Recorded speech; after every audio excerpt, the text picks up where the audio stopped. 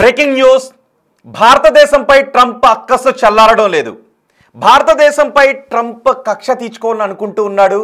ఆర్థికపరమైన కక్ష తీర్చుకోవాలని అనుకుంటూ ఉన్నాడు. అందుకే రష్యాను సాకుగా చూపించి మనపై 50% సుంకాలు విధించాడు. అంతటితో ఆగలేదు.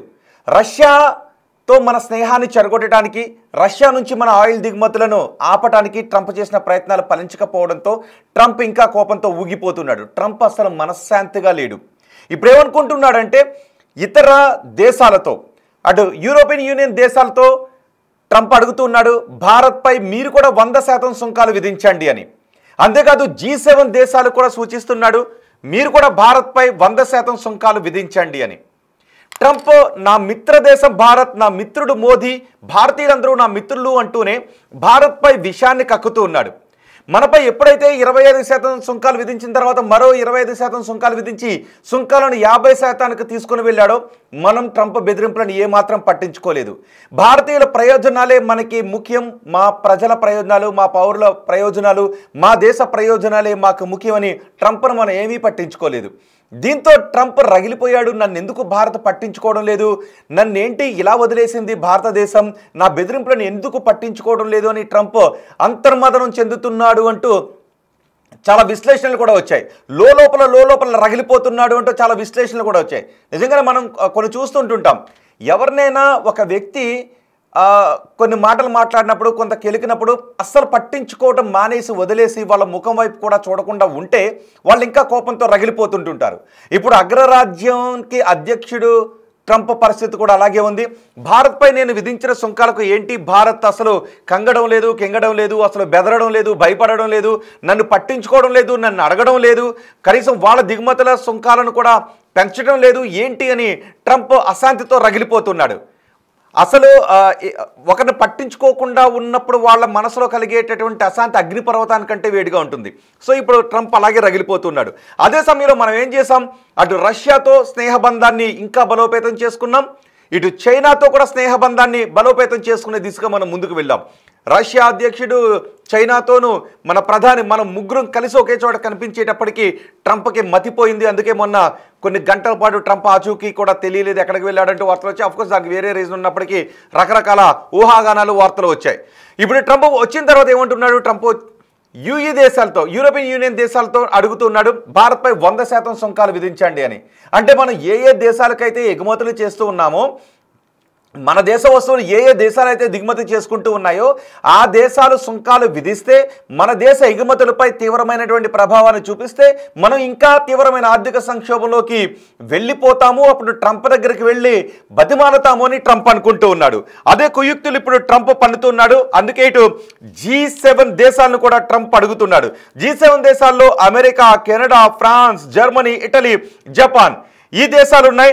ఈ దేశాలను అడుగుతూ ఉన్నాడు, మీరు భారత్ నుంచి దిగుమతి చేసుకునే వస్తువులపై 100% సుంకాలు విధించండి అని. అంతేకాదు భవిష్యత్తులో తను కూడా 100% సుంకాలు విధించే దిశగా ఆలోచన చేస్తూ ఉన్నాడు. ఈ కుట్రబుద్ధి ట్రంప్, ఈ దుర్బుద్ధితో ఆలోచిస్తున్న ట్రంప్ అనే చర్చలు కూడా వస్తూ ఉన్నాయి. కానీ ఈ దేశాలు ఎంతవరకు పాటిస్తాయనేది, ఒకవేళ ట్రంప్కి ఆగ్రహం కలిగింది, మీరు 100% సుంకాలు విధించేసేయండి అంటే ట్రంప్ ఆదేశించాడు, మేము పాటిస్తామని ఆయా దేశాలు భారత్ నుంచి దిగుమతి చేసుకుంటున్న వస్తువులపై 100% సుంకాలు విధించడానికి ముందుకొచ్చే పరిస్థితి ఉండదు. కానీ ఇక్కడ G7 దేశాలతో చూస్తే కెనడాకి మనకి మధ్య కొన్ని దౌత్యపరమైన సంబంధాలు దెబ్బతిన్నాయి. హర్దీప్ సింగ్ హత్యకు భారత్ అప్పుడు కుట్ర పన్నింది, హర్దీప్ సింగ్ హత్యకు భారతే ప్లాన్ చేసింది అంటూ వార్తలు వచ్చాయి. కాబట్టి ఆ విషయంలో మనకు కెనడాకు కొన్ని దౌత్యపరమైన ఇబ్బందులు ఉన్నాయి. ఖలిస్తాన్కి మద్దతు పలుకుతున్నాడు అనే ఉద్దేశంతో భారత్ అతన్ని హత్య చేయించింది అంటూ అక్కడ కొన్ని ఆరోపణలు ఉన్నాయి. దీంతో కెనడాకి మనకి మధ్య కొన్ని దౌత్యపరమైన ఇబ్బందులు కూడా ఉన్నాయి. సో అందుకే మొన్న G7 దేశాల సదస్సుకు కెనడా ఆతిథ్యం ఇచ్చింది, భారత్ని ఆ సదస్సుకు పిలవలేదు. మనం 2019 నుంచి ప్రతి ఏడాది కూడా G7 దేశాలకు ఆతిథ్యం ఇచ్చే దేశం మన దేశాన్ని పిలుస్తూనే ఉంది, మనం అతిథిగా వెళుతూనే ఉన్నాం. కానీ ఈసారి కెనడా మనల్ని పిలవలేదు. అంటే కెనడా మనసులో మనపై ఆగ్రహం ఉంది అనేది అర్థమవుతూనే ఉంది.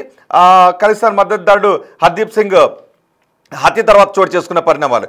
మరి ఇప్పుడు ఈ ట్రంప్ అంటున్న మాటలను G7 దేశాలు ఏ విధంగా తీసుకుంటాయి, యూరోపియన్ యూనియన్ దేశాలు ఏ విధంగా తీసుకుంటాయి, నిజంగానే ట్యాక్స్లను పెంచే అవకాశం ఉంటుందా? ఇప్పటికీ మనం G7 దేశాలతో చూస్తే మనం ట్రేడ్ సర్ప్లస్లోనే ఉన్నాం.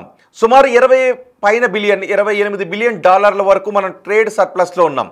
అమెరికాతో మనం ట్రేడ్ని పోల్చుకుంటే ట్రేడ్ సర్ప్లస్లోనే ఉన్నాం. కొన్ని దేశాలు 2-3 దేశాలతో మాత్రమే ట్రేడ్ డెఫిసిట్లో ఉన్నాం, మిగిలిన దేశాలతో మనం ట్రేడ్ సర్ప్లస్లోనే ఉన్నాం. సో ట్రేడ్ సర్ప్లస్లో ఉన్నప్పుడు ఆయా దేశాలు నిజంగానే దిగుమతి సుంకాలను పెంచినట్లయితే ఆ భారం మనపై పడే అవకాశం ఉంటుంది. కానీ ఇక్కడ ఆ పరిస్థితికి దానికి అంగీకరించే అవకాశం ఉంటుందా?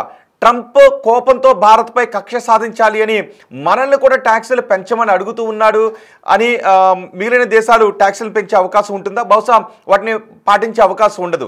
కానీ ఇవన్నీ ఏంటి అంటే భారత్పై ట్రంప్కున్న అక్కస్సును మాత్రం చాలా క్లియర్గా బయటపెడుతున్నాయి. ఒకసారి మనం ఎగుమతులు దిగుమతులను చూసినట్లయితే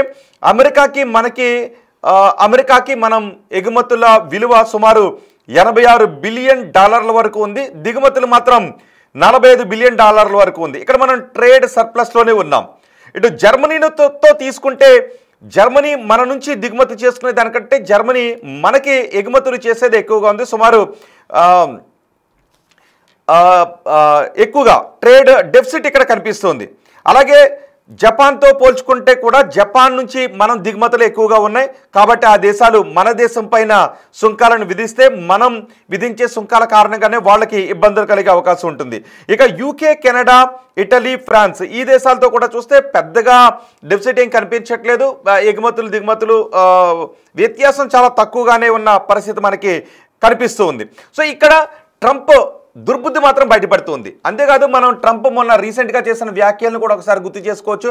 భారత్, రష్యా లాంటి దేశాలను చైనా లాంటి అఖాతమైన దేశాలకు, చీకటి దేశాలకు వదిలేసుకుంటూ ఉన్నాం, బాధగా ఉంది, ఆ దేశాల భవిష్యత్తు బాగుండాలని నేను కోరుకుంటున్నాను అంటూ కొంత వ్యంగ్యంగా ట్వీట్ చేసిన పరిస్థితిని కూడా మనం చూసాం. అంటే చైనాతో స్నేహం ఏ దేశానికి మంచిది కాదు అని చెప్తూ ఉన్నాడు. కానీ చైనా కూడా స్నేహహస్తాన్ని అందిస్తూనే ఉన్నాడు, చైనాతో ద్వంద్వ వైఖరి అవలంబిస్తున్నాడు. చైనా, పాకిస్తాన్, భారత్ ఇలా ఈ దేశాలతో ద్వంద్వ వైఖరి అవలంబిస్తున్నాడు. పాకిస్తాన్ అనుకూల, పాకిస్తాన్ సానుకూల వ్యాఖ్యలు ట్రంప్ చేస్తున్న పరిస్థితులే ఇప్పుడు కనిపిస్తున్నాయి.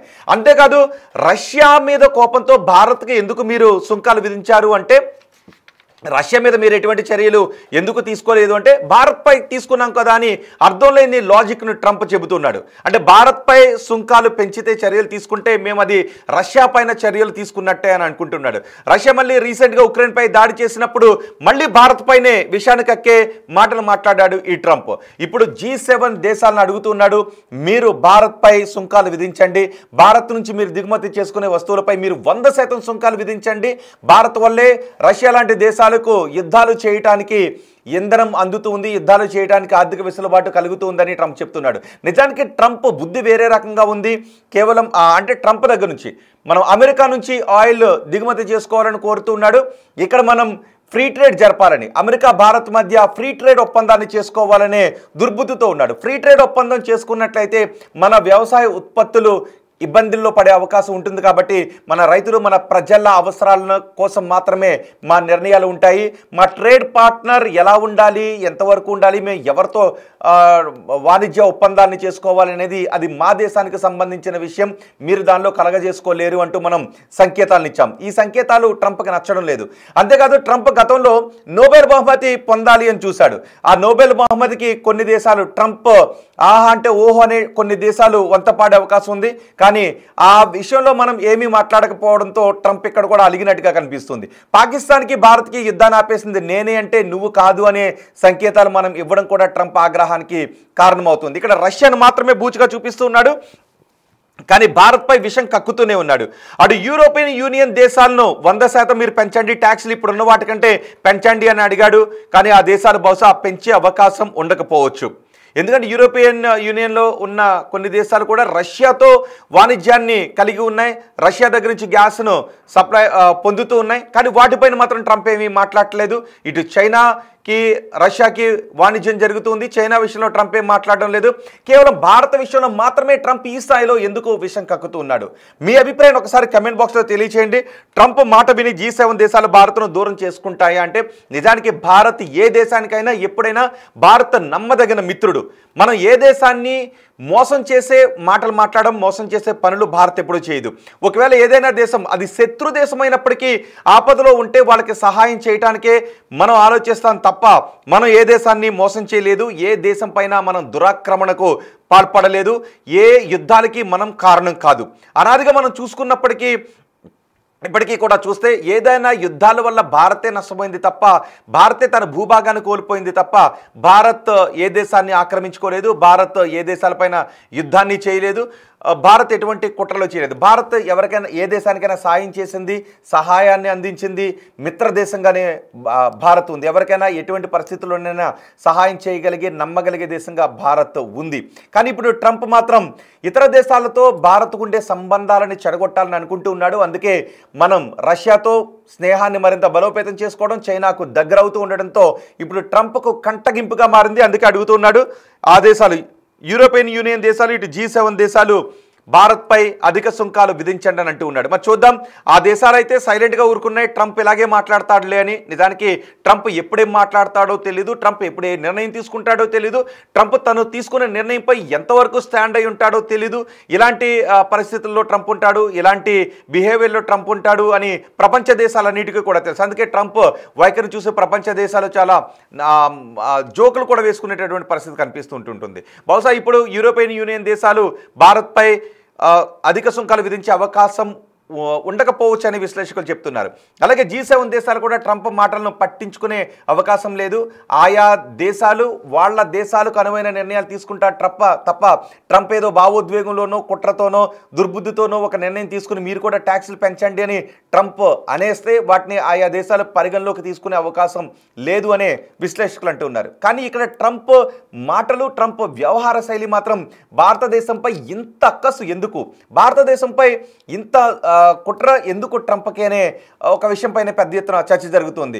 అమెరికాలో ఉన్నటువంటి టాప్ వైద్యులు భారతదేశం నుంచి వెళ్ళిన వాళ్ళే ఉన్నారు. భారతదేశం నుంచి అమెరికాకు ఎగుమతుల్లో వాళ్ళకి జ్వరం వస్తే మన దేశంలో తయారైన ట్యాబ్లెట్ వాళ్ళు వేసుకోవాలి. ఇలాంటి పరిస్థితుల్లో నిపుణులు కూడా మన దేశానికి చెందిన వాళ్ళు అక్కడ ఎక్కువగా ఉన్నారు. అమెరికా ఆర్థిక వ్యవస్థ పుంజుకోవడంలో భారత పాత్ర కూడా చాలా ఎక్కువగా ఉంది. భారత పౌరుల పాత్ర, NRIs పాత్ర చాలా ఎక్కువగా ఉంది. మరి ఇలాంటి సమయంలో ఎందుకు ట్రంప్ ఇంత దుర్బుద్ధితో భారతదేశంపై విషం కక్కుతున్నాడు అనే ప్రపంచ దేశాలు చర్చించుకుంటూ ఉన్నాయి. సో ట్రంప్ వ్యాఖ్యల గురించి మీరేమనుకుంటున్నారో మీ అభిప్రాయాన్ని కమెంట్ బాక్స్లో తెలియజేయండి.